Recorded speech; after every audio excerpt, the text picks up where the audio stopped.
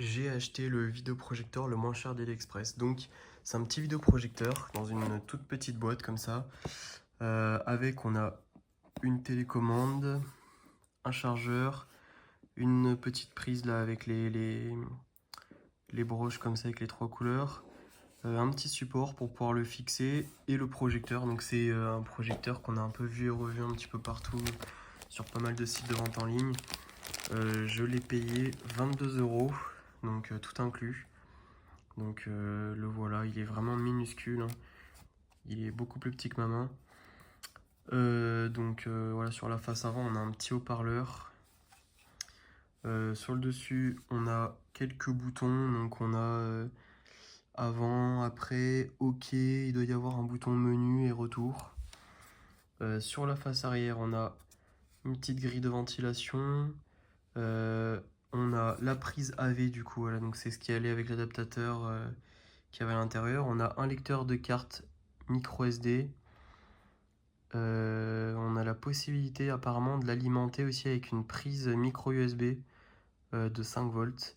Et on a aussi une prise jack. Et donc ça doit être le capteur infrarouge pour la télécommande.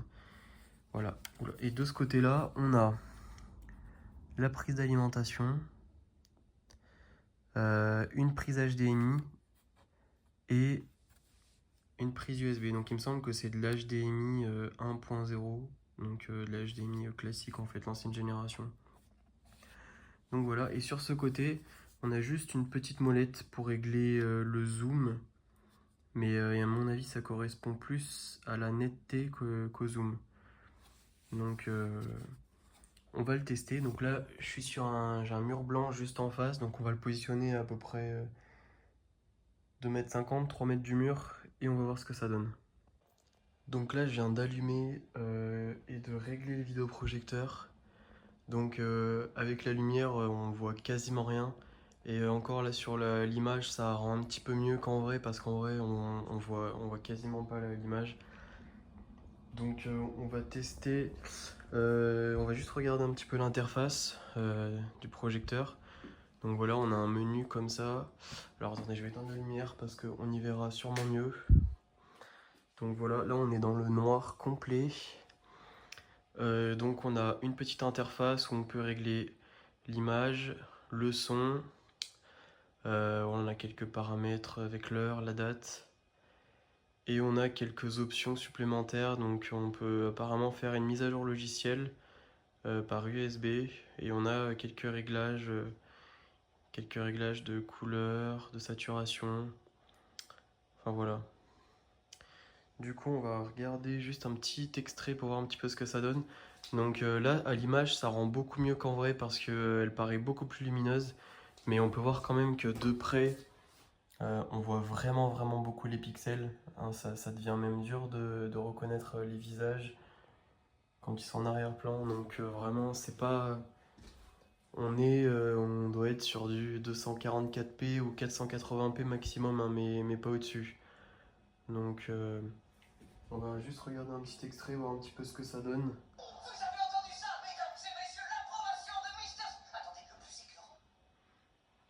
Donc il y a un haut-parleur intégré dessus qui fait un son plutôt correct, même si ça manque de basse, mais le son est quand même assez fort et franchement correct. Mais ouais, par contre, son gros défaut, c'est vraiment la qualité d'image. Parce que vous voyez, au premier plan, ça va encore, mais vraiment sur tout ce qui est en arrière-plan, on reconnaît vraiment rien du tout. Et puis c'est vraiment... on voit vraiment bien les pixels. Voilà, et encore une fois, ça se voit un petit peu moins à la caméra qu'en vrai. Mais bon, après, bon, c'est un vidéoprojecteur à 22 €, donc ça permet quand même d'avoir une image. Là, on doit être sur une diagonale d'environ 2 mètres. C'est mieux que rien, mais voilà, ça manque quand même clairement de luminosité, mais surtout de définition d'image. Après, la luminosité dans le noir complet, ça reste correct, on peut quand même voir un petit peu, mais bon. Là, vous voyez, dès que j'allume la lumière, on voit plus rien. C'était le test du coup de ce petit vidéoprojecteur AliExpress. On peut le trouver entre 22 euros. Après, des fois, sur certains sites, on le trouve à plus de 120, 130 euros. Mais bon, après, si vous êtes intéressé, vous pouvez l'acheter directement sur AliExpress. C'est là qui sera le moins cher.